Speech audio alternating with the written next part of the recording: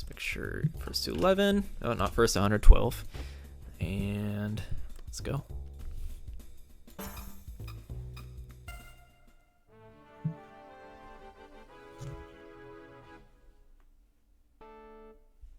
Yeah.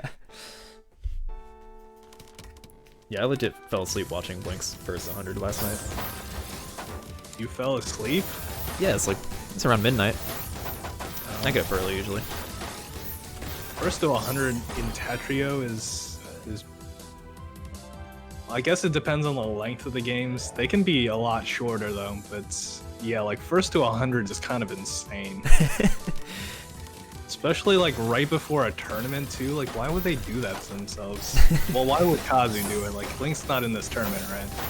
I think he was playing on it. He probably overslept because he was up late playing Kazu, but who knows? Ah, okay. And Firestorm was probably up watching. Yeah.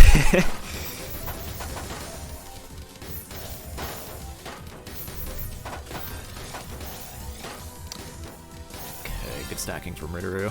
4 PPS there.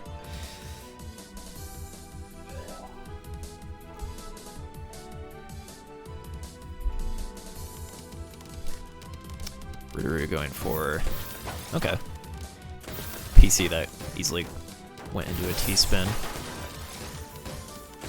Noomoi has some clean garbage to work through. Might be able to get a decent spike on Rideru here. Yep. Yeah, Rideru was trying to find a solution there. I think he overcommitted to the super T-spin double and kind of got taken advantage of by Noomoi there. Gave him way too much time. Oh my god. Okay.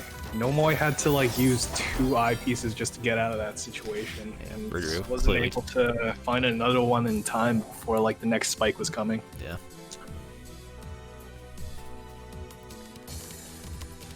Okay, T-spin double opening by Rideru. Pretty standard stuff. Noomoi going for a couple of down stacking skims. Okay, his stack's starting to look a little jagged, but this doesn't seem okay. This is a problem now. It wasn't before the spike that just came up. I think Noomoi might know they're outclassed a little bit when it comes to just like straight up APM versus APM, so they were probably playing too defensive. I don't know if too defensive is the right word, but going to play defensive. Yeah, and I mean, I get the logic behind it. It's just I think there's a lot of downsides to playing that way. I mean, unless you have like some insane down stacking, it's really difficult as a player playing like that. Yeah. Because you're constantly going to be playing from behind. You're not setting the pace. Playing reactive is very setting difficult. The pace, then you're just giving your opponent way too much room to work with, especially like one that has like a bunch of different tools to come at you with. There's more room for error if you're the aggressor as well. Yeah, exactly. So if you're like playing reactive down stacks, yeah, whatnot, if you're doing it right, then you know you buy yourself a lot of time. You get a little bit more leeway. So I mean, this is just a lose-lose situation. Yeah, like when you misdrop as the aggressor, I don't know. It seems like you might have more time to.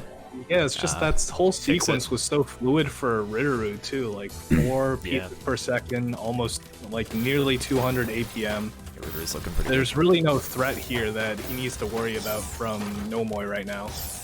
And Noomoi's gonna have to try to find a way to mitigate that, because the situation is already looking pretty bleak. Yeah, it's 6-2 right now. No real answer from Noomoi.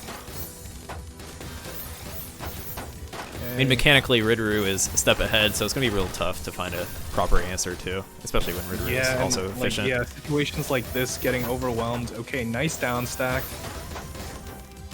Yep, that was pretty good. He can, like, try to find a way to maybe play a little more optimally in terms of, like, the down stacking that he is doing. Maybe he could create opportunities, like, with the cheese that's generated. But rough misdrop. Oh, okay. That was a really good game by Noomoi, though. He was kind of walking on the tightrope, though, for a whole chunk of that. So he's got to be very careful. Some of these games are going to the wire, and I don't know if there's a way for him to play safer than that. I think that's just like kind of the route that he's gonna have to go play into. It's not an ideal option, but I think it's like the only option. I don't know, at least in this particular matchup. Yeah, like he's doing it really well right now. Yeah, keeping up. Rideru is at the top of the field, getting pressured. Lots for him to work with now that he's opened up his stack. Noomoi at the bottom of his field, though. He's got to be a little careful about how he plays this. Okay. Nice garbage sent over. Sent him a little bit of cheese over to Rideru's side. Rideru's got a spike coming. Noomoi Big spike. very safe. Yeah. Like, okay. His T-piece got caught there right as he got shot up. Yeah, I think Noomoi is finding a good little balance for like how much he can survive. It's just unfortunate that he can't survive more because there's some really nice opportunities here for him to take advantage of, and even right there, like he was just taking it a little too quickly. If he just was just a little bit quicker to get to that, was a little tough. Yeah. Yeah, it would have been hard to see the situation. Like the fastest solution is always the most difficult to see from the top.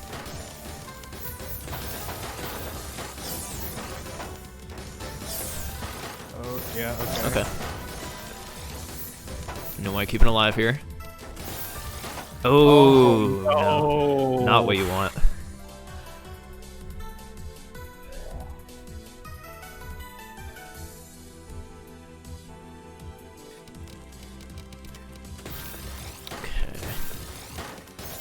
Okay, yeah, Noomoi is just committed to playing from behind now.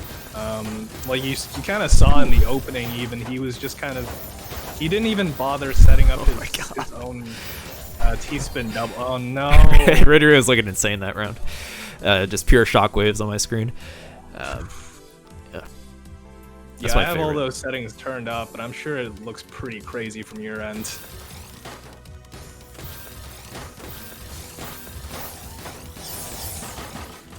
It's like when Rideru hits that insane back-to-back spike. Back-to-back pressure. Look at this. Wow.